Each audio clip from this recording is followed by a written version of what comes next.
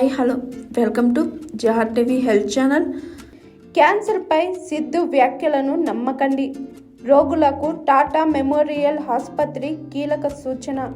Diet control వల్ల తన సతీమణి నవజోత్ కౌర్కు స్టేజ్ 4 క్యాన్సర్ అంటే రొమ్ము క్యాన్సర్ నయమైందంటూ భారత మాజీ క్రికెటర్ నవజోత్ సింగ్ సిద్ధు చేసిన వ్యాఖ్యలపై ముంబైలోని టాటా మెమోరియల్ ఆసుపత్రి స్పందించింది.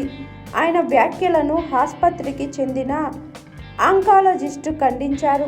ఇలాంటి నిరాధారమైన వ్యాఖ్యలు ఎవరు చేసినా నమ్మొద్దని క్యాన్సర్ రోగులను వైద్యులు హెచ్చరిస్తున్నారు.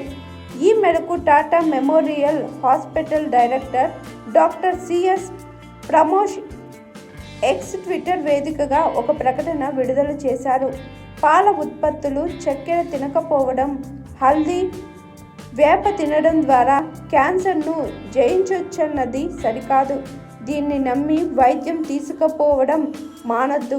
ఎలాంటి సమస్య ఉన్నా వైద్యులను సంప్రదించాలి.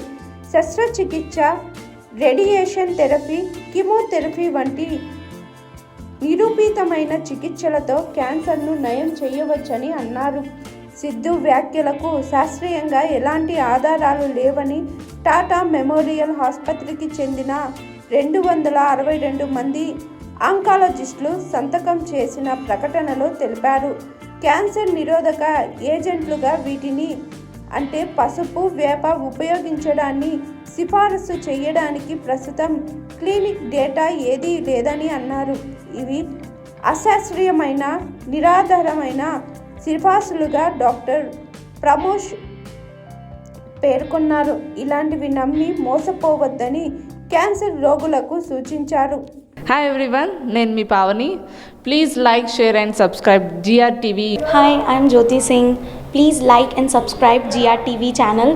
అందరికీ నమస్కారం. నా పేరు Sambit. Please like and subscribe GR TV. Thank you.